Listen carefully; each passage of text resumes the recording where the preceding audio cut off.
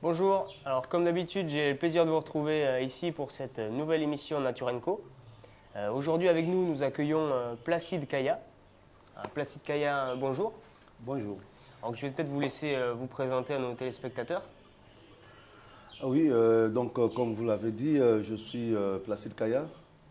Je suis le président de l'association Congo Nature Conservation qui est née depuis 2005 et que nous travaillons spécifiquement sur les écosystèmes de mangroves. Et donc, nous avons une équipe qui travaille sur ce projet depuis longtemps. Très bien.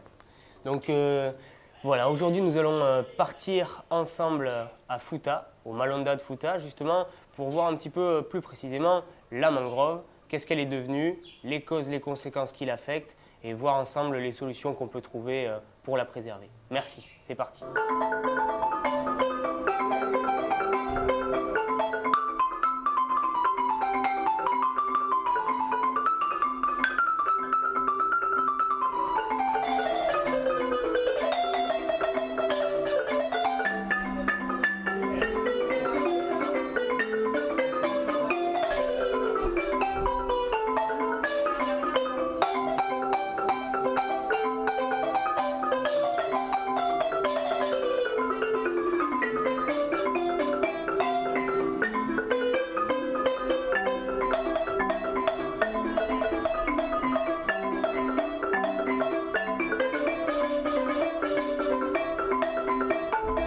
De Malonda. Oui. Et donc, Malonda, c'est une zone, qui appartient à une famille, la famille Malonda.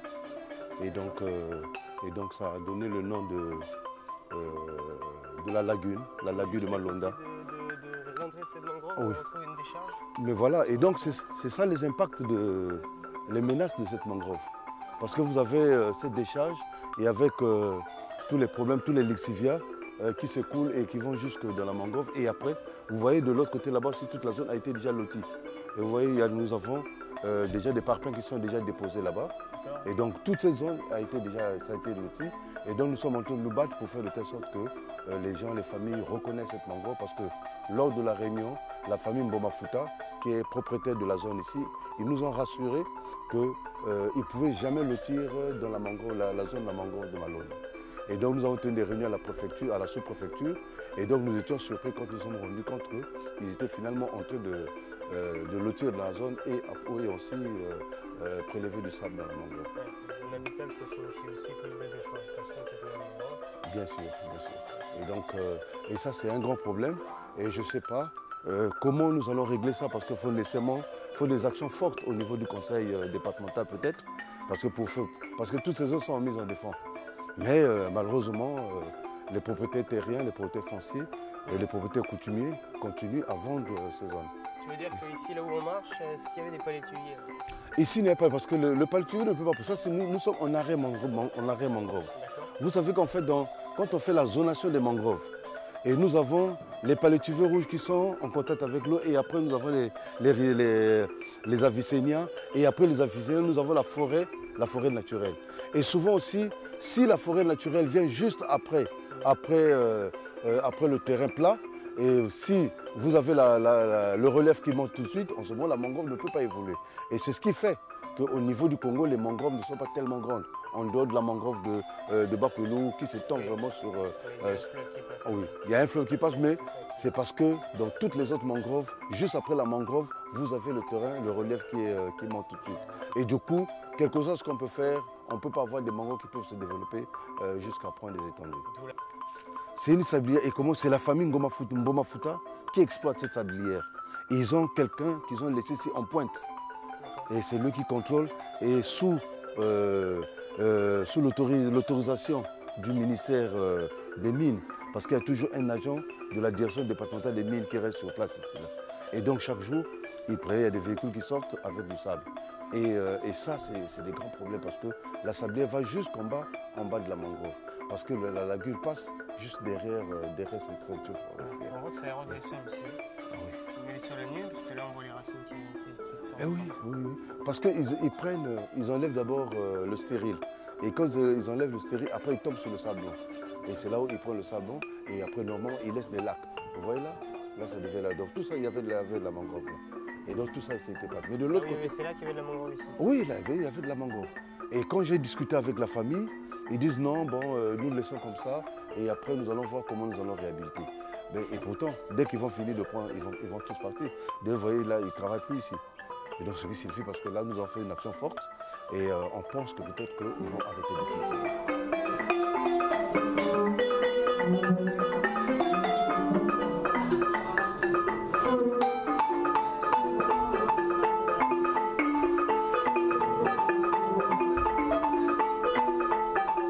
La zone, elle est vraiment très très importante ici là. Parce que ça c'était l'une des mangroves encore stables sur la côte congolaise. Dans la partie sud, c'était la première mangrove stable. La partie sud de Pointe-Noire. Parce que cette mangrove, ça va jusqu'à Massabi. Et Massabi, c'est du côté du Cabinda. Et je suis arrivé jusqu'à la frontière. Et cette mangrove, elle est vraiment très très importante et très riche en espèces. Et vous savez que même dans toute cette zone humide, ici vous en trouvez beaucoup de Sitatonga, l'antilope d'eau.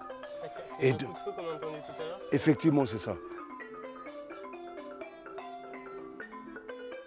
Et avec le gouvernement pour voir comment nous pouvons restaurer efficacement cette mangrove. Peut-être avec le sable qu'ils ont prélevé, est-ce qu'ils ont gardé quelque chose dans leur compte pour faire de telle sorte qu'ils investissent dans la réhabilitation de cette lagune?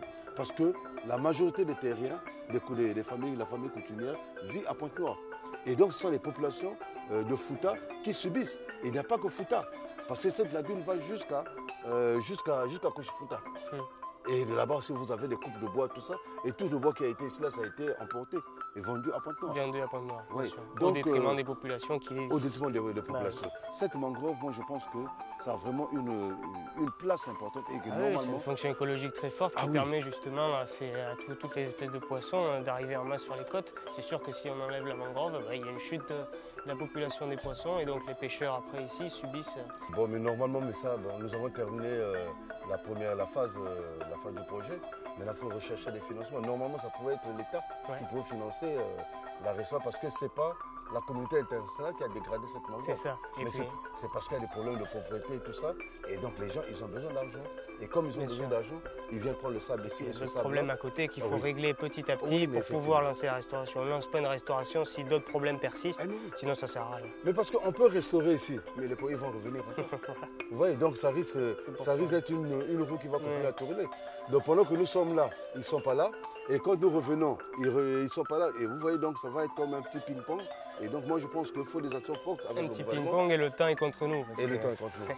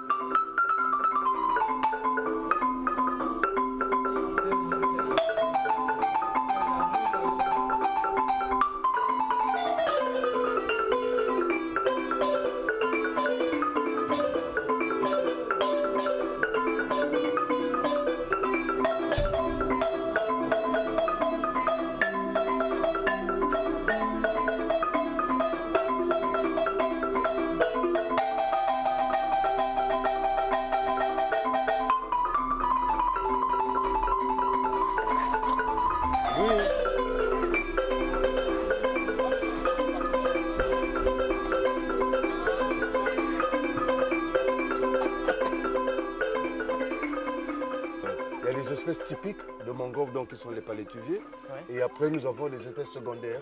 Et dans les espèces secondaires, nous avons les palétuviers, nous avons les drepanocarpus, nous avons les fougères de mangroves. D'accord. Et donc là, nous avons le Rhizophora racemosa. Et le palétuvier rouge, comment on le reconnaît? Le palétuvier rouge. Voilà. Et lui, ça, à partir de ses racines, cordage, tout ça. Voilà. Et, parce que la Vicenia, lui, il a des pneumatophores qui sortent du sol. On repart. Vous continuez le débat. Oui. Est-ce que les lamontais sortent toujours par ici? Ngoulmash. Oui, mais la fausse, c'est vraiment pas.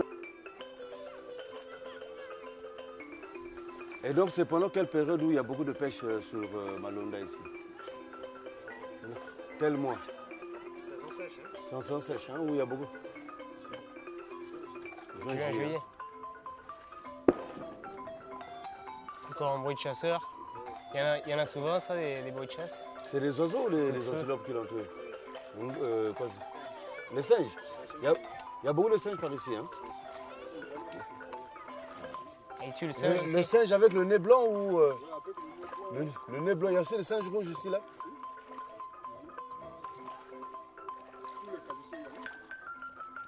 Il y a combien de qualités? Parce que à Bois-Mongo, on m'avait dit qu'il y avait deux types de singes que vous voyez souvent dans la zone ici. Là. Et ici, là, vous voyez au moins combien de types? Deux qualités. Hein? Je venais avec le livre, après vous allez me montrer les espèces en question. Hein, je venais chez le président Bayonne et je vais lui demander ça.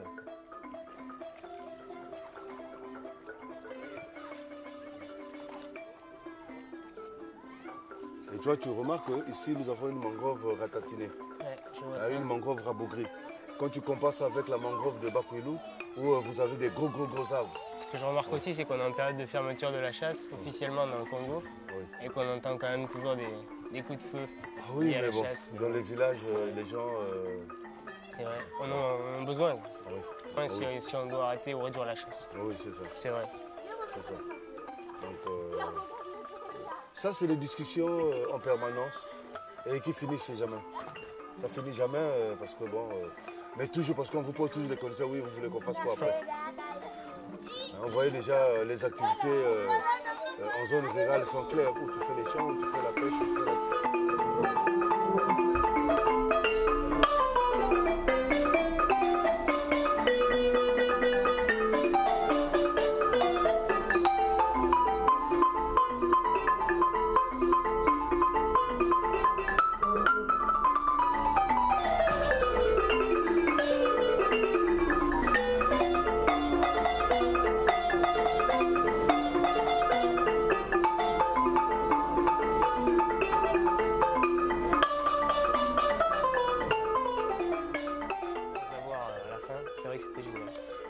Vraiment, merci beaucoup. Merci. Au plaisir de se revoir et à la prochaine. Merci beaucoup. Merci.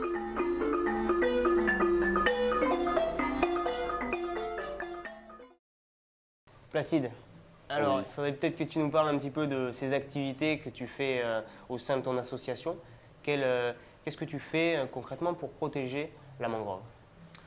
Ouais, moi je pense qu'il faut d'abord repartir sur l'historique de ces écosystèmes de mangroves dans notre pays. Et donc cela fait près de 20 ans, 25 ans que nous avons commencé à parler de la mangrove. Et donc il fallait qu'on commence par identifier ces écosystèmes de mangroves dans notre pays. Vous savez qu'on en parlait à travers le monde, mais au Congo on ne savait pas réellement où se situaient les mangroves. Et donc il fallait qu'on fasse de mangrove en mangrove tout le long de la côte pendant plusieurs mois pour identifier les écosystèmes de mangroves dans notre pays. Et donc ça c'était l'une des premières activités que nous avons menées au sein de notre association et qui était vraiment fondamentale. C'est à partir de ces activités que nous avons rédigé le premier avant-projet mangrove qui a été financé par l'Organisation internationale des bois tropicaux avec le ministère de l'économie forestière. Et ensuite, nous avons progressé jusqu'à ce que nous avons le projet mangrove aujourd'hui qui est connu au monde. Très bien. Peut-être que tu pourrais nous dire justement comment on identifie une mangrove, à partir de la base. Qu'est-ce que c'est une mangrove? Oui, vous savez que la mangrove, c'est quoi d'abord? C'est vrai que tout le monde confond les mangroves avec les forêts côtières, avec les forêts inondées qui sont sur terre ferme. Mais de façon simple, les mangroves, en fait, ce sont des forêts qui poussent le long de la côte, dans les pays tropicaux, essentiellement. Et ces mangroves, ces forêts ont une spécificité parce que ça se met en contact avec les flux et les reflux des marées.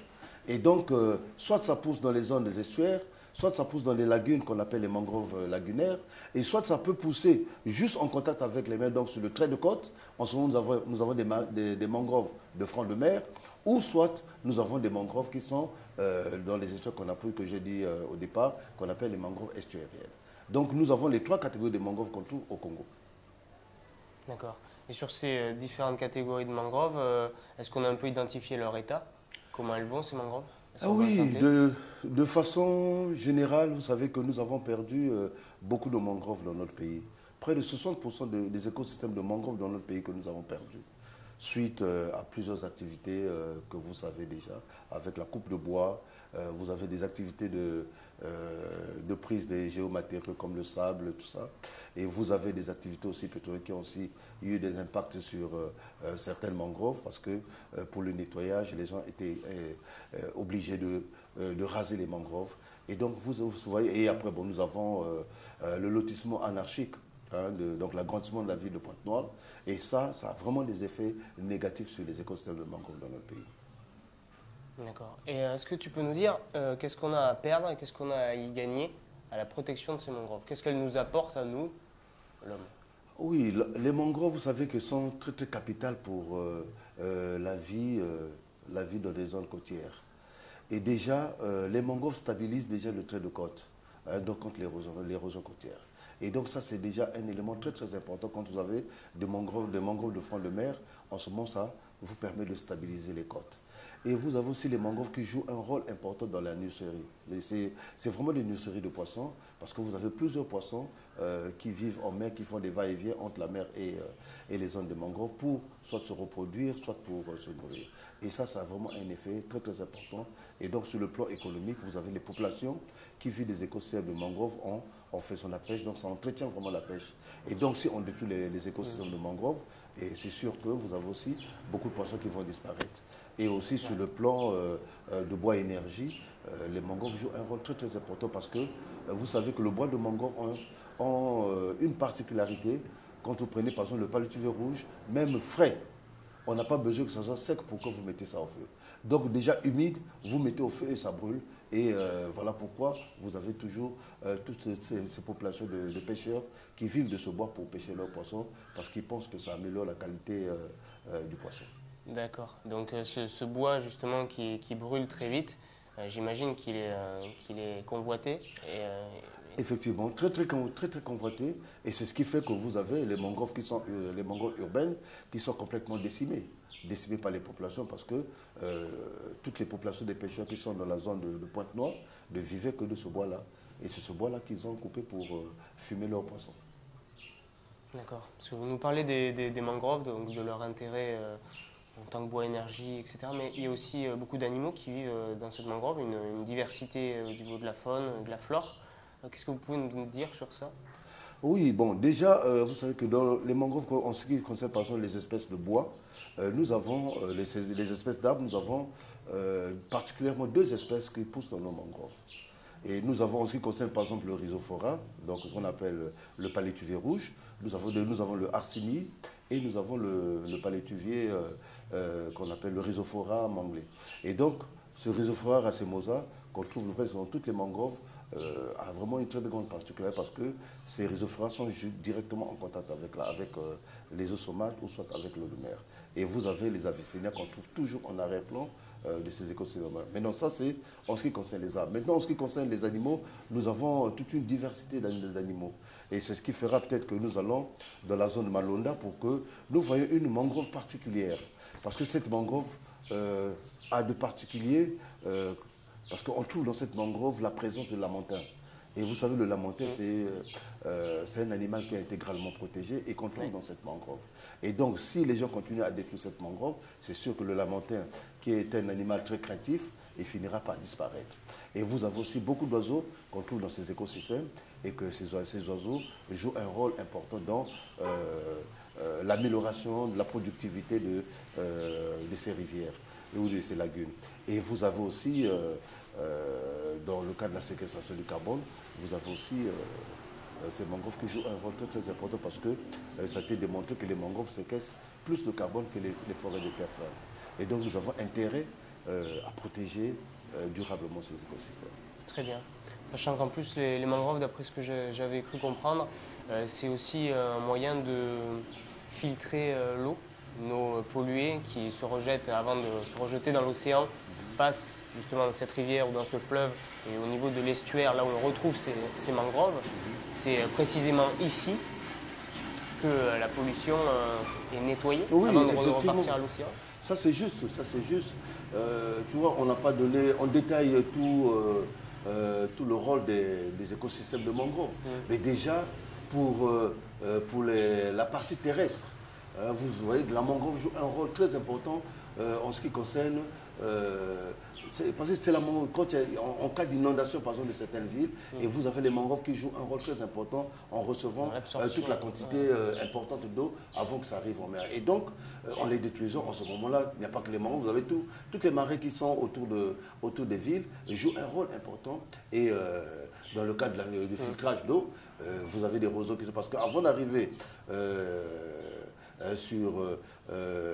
au premier plan avec les rhizophora ou les avicennia, vous avez des roseaux qui sont là aussi qui jouent un rôle très très important dans le filtrage d'eau. Donc les mangroves effectivement jouent un rôle très très important. Et aussi c'est aussi des écosystèmes très importants pour le piégeage des hydrocarbures en mer. Et donc ça permet de dépolluer la mer.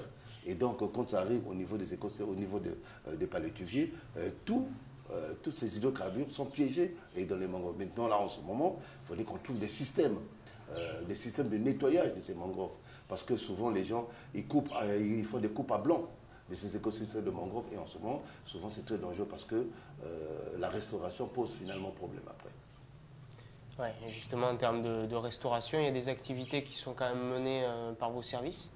Oui, oui, effectivement. Bon, par exemple, nous irons voir à Malonda. Nous avons un programme que nous allons mettre en place d'ici quelques semaines pour restaurer cette mangrove qui a été dégradée par les familles coutumières de la zone. Et donc, nous avons beaucoup d'activités qu'on mène un peu. Bon, il y a aussi d'autres ONG aussi qui travaillent dans le même sens, soit autour de Pointe-Noire, soit dans la ville de Pointe-Noire. Donc, il y a beaucoup d'activités de restauration qu'on fait. Parce que la difficulté avec la restauration, c'est qu'il fallait vraiment que vous arriviez à l'état initial de l'écosystème. C'est ça qui fait la difficulté. Et quand on fait une réhabilitation, bon, on peut arriver à remettre la forêt, mais qui ne sera pas forcément la forêt qui était là avant. Identique, exactement. Et donc, le problème de la restauration des écosystèmes de mangrove, c'est vraiment un problème très, très délicat. Ouais. Et jusqu'à aujourd'hui, nous sommes en train de pousser encore des réflexions sur ça pour faire de telle sorte qu'on arrive à mieux restaurer nos mangroves. C'est ça. Et puis j'ai envie de dire, ça prend du temps aussi de restaurer une mangrove. C'est pas du jour au lendemain où on lance un programme de restauration que pouf, la mangrove va sortir de terre. C'est vrai que c'est un long travail. Au final, on peut vite détruire une mangrove, mais pour la réhabiliter, ça demande quand même beaucoup plus de temps. Mais oui, parce que tu vois, déjà, les mangroves, c'est des écosystèmes très, très fragiles. C'est très fragile et des écosystèmes particuliers. Et donc, problème de restauration se pose toujours. Parce que si vous n'avez pas des spécialistes en restauration des écosystèmes de mangrove, parce qu'on ne peut pas restaurer une mangrove comme on restaure une forêt de terre ferme. Parce que ça, c'est très facile, vous faites juste des léons, vous pouvez planter en ligne ou vous pouvez regarder, bon, si vous faites un regarnissage, bon, tout ça, vous pouvez le faire un peu rapidement. Mais avec les écosystèmes de mangrove, c'est très difficile parce que le milieu est déjà très, très difficile. Il faudrait que vous arriviez à contrôler l'hydrologie. Et si vous n'arrivez pas à bien contrôler ça, tout ce que vous allez planter, ça finira par partir. Et après, vous avez aussi vous avez des crustacés, vous avez des crabes qui sont là, qui sont aussi très dangereux pour la restauration des vents. Parce que quand vous plantez des rhizophora, et les crabes là passent toujours aussi parfois pour couper encore ce que Ils attaquent les racines. Ah oui, oui, ils attaquent parce que quand ils creusent et ils vont en profondeur, ils arrachent, ils coupent toutes les racines. Et après, vous avez les palétuviers qui finissent par crever. Et donc, c'est vraiment un problème. Ah oui, et donc, dans certaines zones, par exemple, si vous prenez le cas de Bakwilou.